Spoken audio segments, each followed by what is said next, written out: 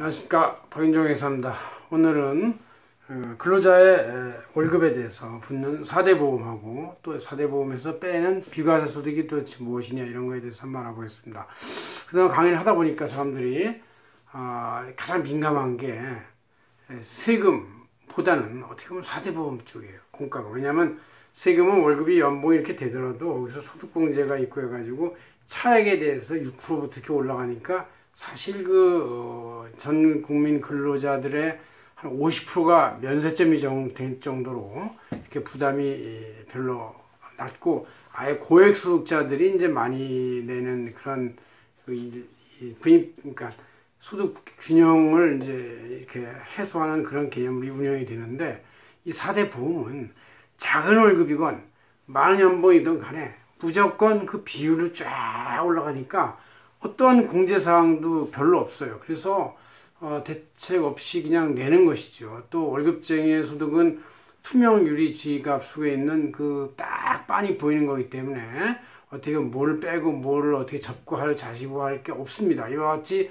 4대 보험이 어떻게 보면 전 국민의 가장 큰 그 부담이고 관심사고, 또 월급이 적든 많든 무조건 부담하는 사람들이고, 일용 근로자일 경우도 4대 보험이 부과가 돼요. 그래서 고용주들은 일용 근로자들도 이제 뽑기가 어렵고 그냥 파트타임으로 아니면 뭐 이 자유직업 소득으로 기타 소득으로 뽑기도 하고 뭐 그러는데, 이런 여러 가지 이제 이 약간의 편법적인 소득 지급 방법이 동원이 되지만 그 부담이 있고 해서 그거를 총액으로 또 그 일을 하는 사람한테 주고 싶은 사업자 입장에서 볼 때는 불가피한 현상일 수도 있습니다. 그래서 이걸 한번 그래도 그 합법적인 차원에서 근로소득을 처리했을 거고, 여기서 4대 보험이 좀이라도 부담이 덜 되는 항목이 뭔지를 좀 이번 시간에 알아보겠습니다.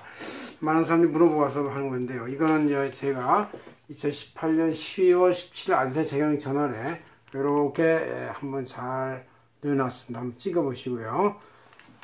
또 여기 지판에다도 이렇게 잘 써놨습니다. 그래서 한번 눌러보시죠. 찰칵 누르시고 이제 정지하면서 봅시다.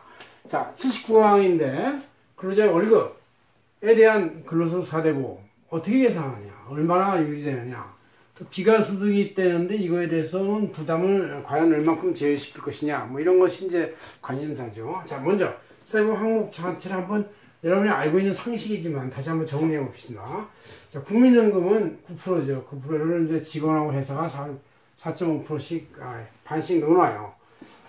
그래서 이제 이건 또 국민연금은 어느 정도 금액이 상한선이 있어요. 왜냐하면 너무 많이 저축해도 안 되고 또 9%나 되는 거를 다 뺏어서 하는 것도 불가능하고, 또 연금이라는 게 어느 정도 한정이 있기 때문에 월급 상한 이게 좀 오를 겁니다. 이게 월급 상한선.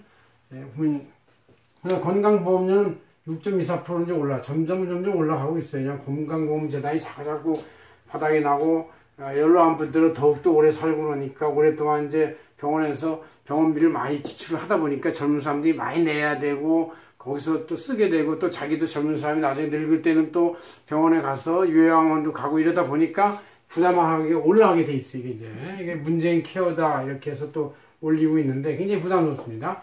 자, 이것도 근로자 반, 회사 반 이렇게 됩니다. 그래서 이거는 소득 상한 구간이 월 7,800만원, 연봉 10억까지 거의 그냥 6.5%부터, 연봉이 한 5억인 사람은 5, 6, 30, 3천만원 내는 것이고 10억인 사람은 6,240만원 내는 것이죠. 회사하고 같이.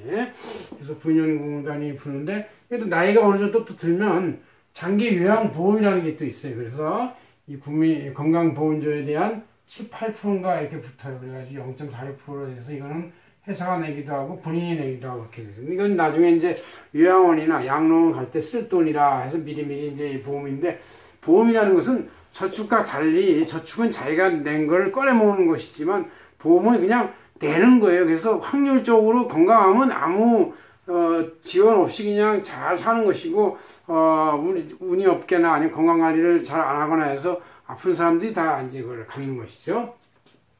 그 다음 고용보험은 1.3%쯤 되는데 이것도 역시 회사하고 직원이 반반 부담하습니다. 이건 이제 월급 상한이 없고, 대표자는 실업이라는 게 없기 때문에, 대표자는 자기가 잘못해서 그냥 하면 그냥 끄시고 다음 사업을 하던가 아니면 집에서 쉬던가 하지 직원들 같이 실업급여라는 거 없어요. 실업급여라는 게 없기 때문에 대표자나 이사는 제외시킬 수가 있습니다. 이 보험법에서.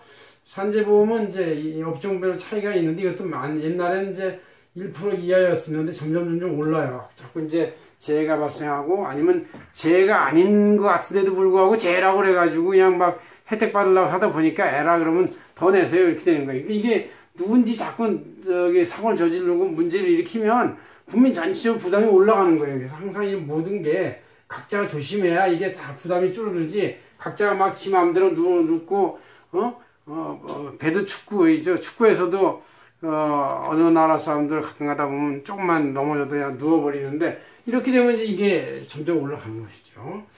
그 다음 지방세도 월급의 부수도 0.5%가 해서 총 부담률 다 합하면 18.84% 돼요. 이제 이게 옛날에 한 15%였는데 점점 올라가는 거예요. 계속 누군가 공약 선언해서 퍼주기 또 이것도 해주겠다 저것도 해주겠다 그러면 뭔가 월급 많이 받는 사람이 내고 그냥 월급 적은 사람은 그냥 혜택 받고 이렇게 되는 거예요.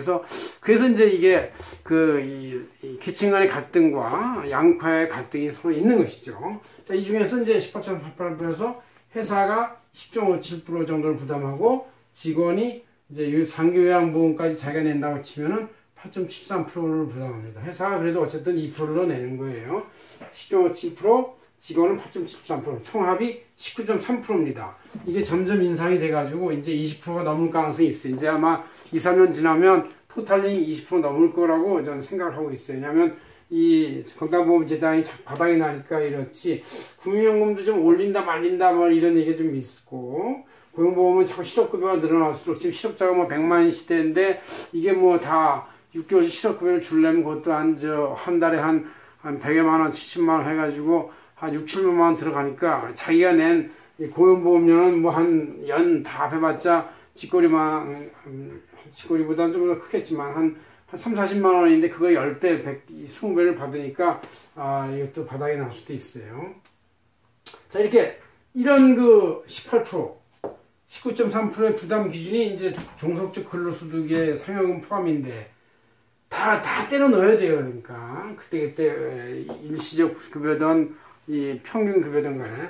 근데 비과소득은 빼준다는 얘기예요. 그래서 월 평균 부과 금액은 이제 이 평균 내에서 부과하고 나중에 상여금이나 뭐 특별급여가 있어가지고 있으면 나중에 다음 연도에 4월에 차액분이 더 추가로 고지되거나 아니면 자기가 소득이 낮아지면 차액분이 환급이 되기도 하고 그렇습니다. 자, 이 중에서 이제 공통적 모든 기업 모든 사람의 공통적 비과소득 우리가 알고 있는 거 보면 식사비 월 10만 원 정도. 이건 이제 옛날에 책정된 건 아직도 10만 원이 좀 올라가야 될 것 같은데 한 끼가 요새는 이제 만 원이잖아. 옛날에 5천원이었을 때는 이제 20일 근무 기준에서 10만 원이 맞는데 지금은 만 원이니까 한 끼 만 원이라면 월 20일 기준이면 20만 원 정도 올라야 될 것 같아요. 그러나 사내 식당에서 먹는 것은 그 값이 더 된다 하더라도 괜찮고 그리고 자가운전 보조비 이것도 옛날 건데 월 20만 원 정도 이렇게 되고 일직료 숙박료는 그냥 실비 그대로고 그 다음에 초중고 학생의 댕기는 건 학자금, 지원금 이런 것들